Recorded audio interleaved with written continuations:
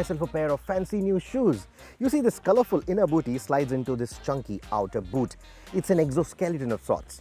Of course, this is not a hiking shoe. It just looks robust for an outdoorsy lifestyle. In fact, the car that I'm driving today, the Fronx, has a similar philosophy. The colorful chassis actually comes from the Baleno, but they have slapped on a rugged bodywork on it to make it look robust for an adventurous lifestyle. It's no SUV, it's an urban crossover. Let's take a closer look. It's based on a hatchback after all, and that extra cladding gives it slightly broader dimensions. But it's got a higher ground clearance as well, which gives it a taller stance. The Fronx is to the Baleno what the WRV is to the Jazz, and sits below the Brezza to take on the Renault Kiger, Nissan Magnite and Citroen C3. Also the C3 Aircross, which is likely to come next year. Slapping on some cladding onto a hatchback, common affair. We've seen it with the Cross Polo. Maruti has done something similar with the Celerio, but here, this one doesn't look like a simple Baleno Cross. They've actually put in a lot of effort. I really like how they've done the tail lights, the entire tail section. I think it looks really good. The side profile, well, because of the raised stance, it looks quite nice too. And then we come to the front end, which I believe is the best angle for the car. The Grand Mirror-inspired styling, the detailing, the headlights in the bumper, that upright grille, all of it gives this face a very imposing stance. Now imagine, the regular Baleno looks good, very handsome, but just slapping on a bodywork to it or cladding to it wouldn't have really made it look this imposing. So taking on the Kiger, taking on the upcoming C3 Aircross, that would have been a difficult affair. This one, I think, looks premium, it looks very handsome, and it will resonate with the target audience. The cabin and its extensive features list are also carried over from the Baleno, but the Fronx edges ahead with wireless charging to complement the wireless CarPlay and Android Auto. Instead of the blue and black color scheme seen in the cabin of the hatch, the Fronx uses a combination of burgundy and black for its dash and upholstery, which makes them more enduring to dust in the long run. After all, the Fronx expects road trips to be an important part of its owner's lifestyle. For a vehicle that's probably going to see more road tripping compared to its hatchback counterpart, I think they ought to have given a center armrest by now. And that unfortunately has been given the miss. If I have to continue nitpicking, you can see that there is no one sitting next to me. However, if I were to remove the seat belt for the center, it's already making that sound, which means that I have to have all the seat belts engaged even if I don't have those many seats occupied for that beeper to go away, which I don't know, maybe it's a flaw with this particular car, but that's something that we are going to check with Maruti. As for the seating, well, no difference there, nothing different than the Baleno. You continue to get excellent knee room. Vaibhav, who is our camera person, is more than 6 feet tall, and the seat is set to his preference, and that's the kind of knee room that I get. Foot space, again, no complaints there. Visibility outside the window, no complaints at all. Even the under thigh support is quite nice. So from a long distance road tripping perspective, the overall comfort is actually quite good, just the way it is in the Baleno. With the higher ground clearance, the already high loading lip of the Baleno's boot moves even higher with the Fronx. But with the boot volume shallower than the Baleno, you won't be lifting large suitcases or cargo often unless you drop the 60-40 split seats. The higher ride height also makes ingress and egress marginally more convenient than the hatch.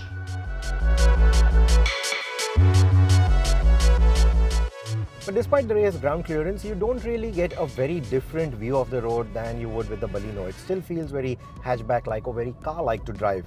It doesn't feel very SUV-ish in that sense. So while you do get a crossover styling on the outside, on the inside, it still feels like a regular hatchback. Good news is that the 1-liter booster jet engine from the Baleno RS now makes a comeback with the Fronx. Now, compared to the RS, where the engine was literally being imported from Japan without any tuning changes and plonked into the RS, this one is now localized. The tuning has been changed. The idea is to make it more drivable, easier to drive in the city conditions. So what they've done is given it better initial, given it better mid-range as well. So while the power and torque figures might still remain comparable to the Baleno RS, the tuning is quite different.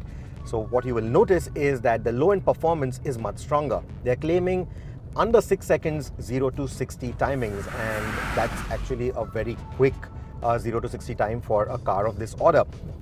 The power and the torque are in a way comparable to something like the Kiger or even the C3.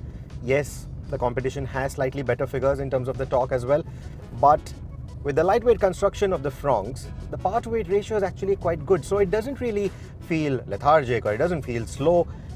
There is more than enough on-tap performance. And like I said when I reviewed the Baleno, the 1.2 litre dual jet engine, which is also available on the Fronx, it had started feeling a little underpowered. It had started feeling a little out of breath compared to the new age competition, which was now bringing in the turbo engines. So now with the Fronx, the turbo engine makes a comeback and the portfolio seems complete. I hope this engine also makes its way to the Baleno now, and the Baleno RS makes a comeback.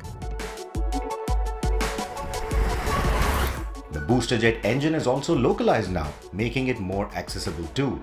Should the Baleno RS make a comeback as well, I hope that the power output is tuned up to at least 120 PS to take on the likes of the i20N line. The slightly stronger low-end performance gives it a more linear power delivery, and turbo lag is nothing you will complain about. The new booster jet also gets the option of Suzuki's new 6-speed torque converter automatic, which seems to shift and respond far quicker than its application with the 1.5 litre petrol in the Ertiga or the XL6. It also comes with paddle shifters. Should you choose the proper manual instead, you will appreciate the lighter clutch pedal effort compared to the Baleno RS.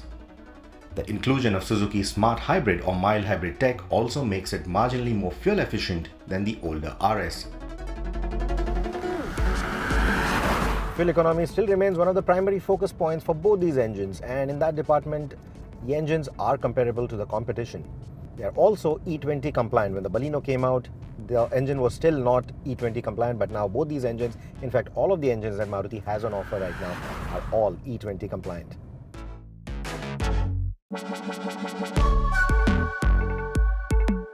We are already pretty impressed with the supple ride that the new Baleno offers, and now with the Fronx it's actually gotten even better. Now on the face of it, they've actually made the suspension setup a little stiffer. However, they are using longer dampers. You're getting 19mm of extra wheel travel as well. So the slightly stiffer damping is essentially to give it good handling dynamics, which the new Baleno also has, and at the same time give it a better ride quality overall compared to the Baleno, because then that's the reason why you're choosing this over a Baleno, right? So that additional ground clearance, that additional suspension travel actually makes a difference when you're driving on B roads, when you're driving on poor road conditions like the ones that I am on right now. And still I'm able to have a decent conversation with you. So that should tell you that the suspension is actually tuned quite well. We even had a chance to have some fun with the Fronx around a curated autocross circuit, slalom course and braking drills. Sure, even an Alto excels at stuff like this, and it's done it for years, but the Fronx will certainly be the safer car to do it in, especially given the dismal safety rating of the new Alto. Furthermore, the ability of the Fronx to do all of this without scratching its premium looking paintwork reassures that it is slightly better equipped than a Baleno for tackling bad roads and enduring tougher or rougher terrain. So if you're looking for a lower priced alternative to the sub 4 meter crossovers like the Venue or the Brezza, but want something that feels more premium than a Kiger, Magnite or C3, the Fronx should make for a good choice. Yes, amazing.